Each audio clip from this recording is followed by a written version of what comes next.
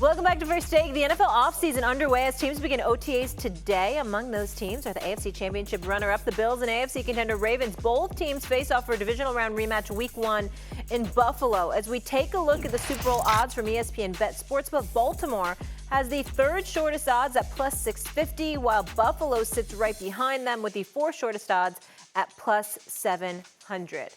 Paging Ryan Clark. RC, will this be the year Lamar Jackson or Josh Allen get to the Super Bowl? Obviously, I think the thing that's been standing in their way is Patrick Mahomes. And you're asking about two quarterbacks who's never been there when Joe Burrow has. But I do believe this is the year that one of those players gets to a Super Bowl. And if I'm being honest, I have more trust in Josh Allen. The reason I have more trust in Josh Allen is because I've seen him perform on the biggest stages, whether it's the AFC Championship, the divisional round in the playoffs. Standing across from Patrick Mahomes, there was no difference in the way that those two quarterbacks led their team. Think back to last year on the Trent McDuffie fourth down blitz. Josh Allen gives Dalton Kincaid an opportunity to win that game. And so for me, Lamar Jackson has nothing to prove to me in the regular season. Nothing to say to me or prove to me about being one of the greatest quarterbacks of this era, but he has to perform in the playoffs. And when you look at the way that both of these teams are constructed, they are built to win. But the quarterback that I trust most out of those two in the playoffs is Josh Allen. Stephen A. Well, I completely agree. Josh Allen is the one to trust because we've looked at, and as I've said on many occasions, whether it's RC here, it's Swagoo, it's Cam Newton, I said, don't let it be you.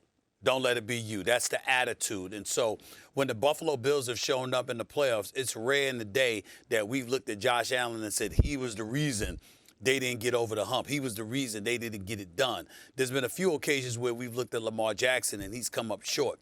I don't think there's more pressure on anybody more so than him out of the AFC when you consider the personnel that's there and what they've been able to accomplish. Patrick Mahomes is highly motivated because when you get stomped in the Super Bowl the way that they did by the Philadelphia Eagles, certainly there's a lot of amends to be made. Patrick Mahomes has to play better.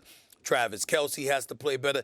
Andy Reid has to coach better because he didn't seem to have them prepared for the Super Bowl. And I don't know if there's any time in the career of Andy Reid where we've been able to look at him and say that about him. But after they got romped in the Super Bowl by the Eagles the way that they did, we have no choice but to look at it that way.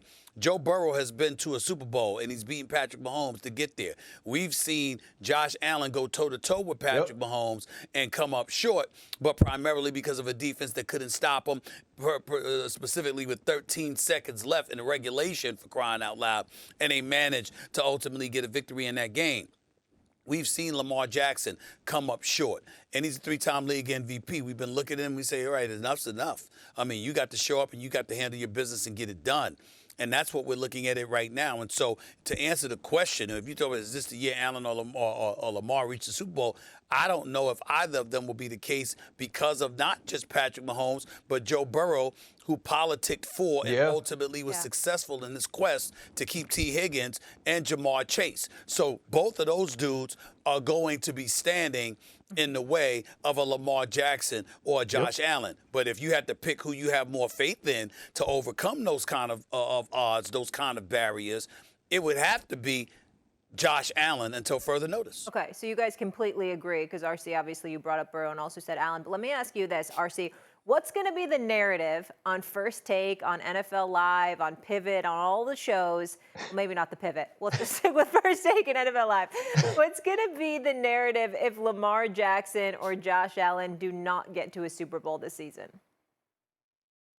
I think it's going to continue being the narrative that they come up short as a team, but it depends on who goes to the Super Bowl. If Patrick Mahomes goes to the Super Bowl again and both of or one of these men and their team fall to the Kansas City Chiefs, it's going to be more about his dominance, about Patrick Mahomes being the quarterback of this era the way that Tom Brady was the quarterback of his. And so I don't necessarily think that that's what matters.